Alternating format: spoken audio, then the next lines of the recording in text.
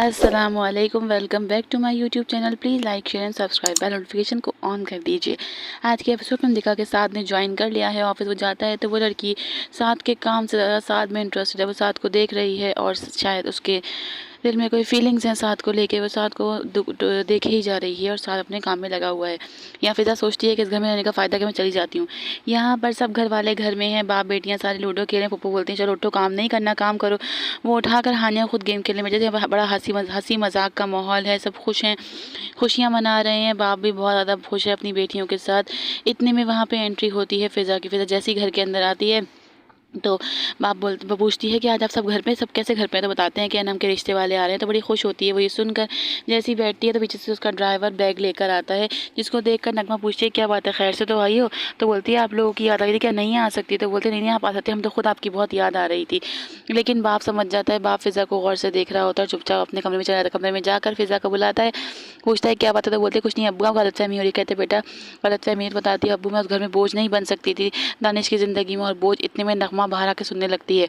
दानिश ने सिर्फ पैसों के लिए मुझे अपने साथ रखा हुआ था। बस बाप सब सुन रहा होता है। नगमा बाहर खड़ी सुनती है, फिर अंदर आती है, कहती है कि बीवी मेरी बात सुनो। इस तरह बेटियां बार बार उठ के मैके नहीं आती। तुम्हें अपने से ज़्यादा अपनी बहन, छोटी बहनों के बारे में सोचना होगा। तुम अपनी खुशियों को छोड़ो, अपनी बहनों के बारे में। अगर तुम इस तरह करोगे तो उनके रिश्ते कैसे आएंगे?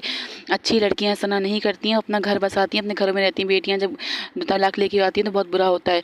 यहाँ पे दिखाया है कि दानिश के पास आया है फायरिस, तो कहता है कि मेरा ऑफिस कहाँ है? तो बोलते बेटा ऑफिस कोई नहीं है, आप जाएं और अपने फ्लोर से काम शुरू करें। तो वो कहता है फ्लोर से करना पड़ेगा, वैसे तुम बहुत लकी हो, मैं शादी करना चाहता हूँ, शादी से मैं चाहता हूँ सेटल हो जाऊँ।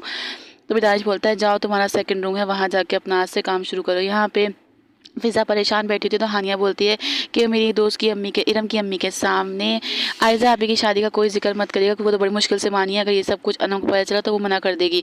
हानिया की दोस्तें वगैरह आ गई हैं। उसकी अम्मी आके बोलती हैं कि हमें आपके घर वालों का अनम बहुत पसंद आई है और मैं वादा करती हूँ आपसे कि जैसे आपके घर में खुश रहती थी मेरे घर में भी खुश रहेगी। दानिश घर आता है, फिज़ा को ना पाके ढूंढ रहा होता है तो माँ बोलती है बेटा बेफिक्र रहो, वो घर चुकी जा चुकी है।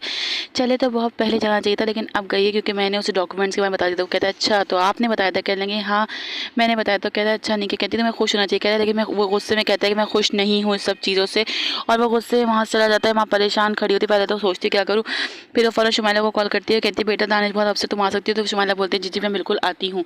शुमाइला निकल पड़ी है दानिश के पास आने के लिए। यहाँ दिखाया है कि साथ घर आता है तो माँ बोलती है आयज़ा का रवैया कुछ चीज़ें, तो बोलता है पुरानी बातों को लेकर वो अपसेट है, थोड़ा टाइम लगेगा, ठीक हो जाएगी। यहाँ रिश्ते को लेकर मामू मुआनी बातें कर रहे होते हैं कि बहुत अच्छा रिश्ता है, देर नहीं करनी चाहिए, फ़ौरन हाँ कर देनी चाहिए। इस तरह के रिश्ते बहुत कम मिलते हैं। लेकिन बाप को फिज़ा की फिक्र लगी हुई, फिज़ा के बारे में सोच रहा होता है। वहाँ पे होते हुए दिमाग वहाँ नहीं होता। फिज़ा एकदम दानिश के नाम सुन के वहाँ चली जाती है। बाप भी उठ के चला गया है। यहाँ पे शुमाइला आई है तो बताता है दानिश उसको कि फिज़ा को सब पता चल गया। तो बोलती है तुम्हारे रवैये की वजह से वो यहाँ से गई है, तुम्हारा रवैया सही नहीं था, तुमने उसको धोखा दिया है, लड़की कभी भी धोखा बर्दाश्त नहीं करती। फिज़ा का बाप आया, वो कहता दानिश को कि तुमने अच्छा नहीं किया, मेरी बेटी बहुत सादतमंद और शुक्र करने वाली बच्ची थी, तुमने उसको बहुत धोखे में रख के बहुत गलत किया है, मैंने फैसला कर लिया है। यहाँ पे घर में नगमा कहती है मुमानी को कि तुम फिज़ा को समझाओ अपने घर चले। तो वो बोलती है कि उसने सही किया, वहाँ खुश नहीं से कह लेंगे बीवी मेरे भाई को सुकून का सांस लेने दो, एक जाती है एक आ जाती है। तो फिज़ा बोलती है बेटियों को कोई घर नहीं होता, उनको सिर्फ वहम होता है, मुझे यहाँ आना ही नहीं चाहिए था, मैं यहाँ से चली जाऊँगी। फिज़ा वहाँ से जाने के लिए चली जाती है, लेकिन मुमानी बहुत रो रही है, वो परेशान है फिज़ा को लेके। साथ का हो गया छोटा सा एक्सीडेंट। घर आता है तो आयज़ा और माँ दोनों परेशान हो गए। आयज़ा बहुत परेशान है, पट्टी वगैरह कर रही है। तो वो बोलता है कि तुम बड़ी खूबसूरत लग रही हो। घूर के देखती है साथ को, साथ की पट्टी कर रही होती है। साथ बहुत खुश है आयज़ा के साथ, लेकिन आयज़ा अभी थोड़ी सी रूड बिहेव कर रही है सादर की फैमिली के साथ। यहाँ पे दानिश बैठा होता है तो माँ बोलती है उस बुड्ढे की इतनी हिम्मत क्यों थी, तुम्हें बात सुनाई, तुम्हें उसको सुना देना चाहिए था।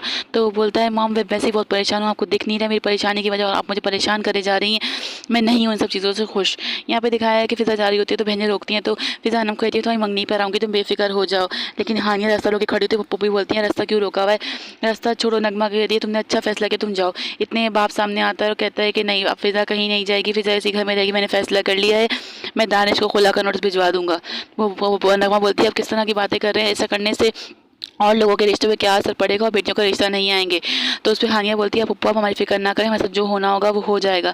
नगमा बोल रही होती है लेकिन कोई नहीं सुनता। फिज़ा देखती रहती है बाप को, फिर जाके बाप के गले लग जाती है, क्योंकि फिज़ा को पता है बाप उसका ख्याल करता है। सारी बेटियां बाप के गले लगती है। नगमा घूर के देख रही है और सोच रही है कि अब क्या होगा और क्या नहीं होगा। आगे हम देखेंगे कि बाप ने दानिश को दिए पेपर्स को, कहता है कि आज से मैंने तुम्हें प्रॉपर्टी तुम्हें दे दी, अब तुमने सब कुछ हासिल कर लिया है, सिर्फ तुमने मुझे खो दिया है, मैं तुम्हारा नहीं रहा आज से। तो दानिश घूर के बाप को देख रहा है। यहाँ पे दिखाया है कि माँ सामान भेजती है, माँ मासी के हाथ फिज़ा को और कहती है कि सबको बोलना कि दानिश ने भिजवाया, किसी को पता ना चले कि ये सामान मैंने भिजवाया। आगे क्या होगा जानने बने रहिए हमारे साथ। ख्याल रखिएगा। अल्लाह हाफ़िज़।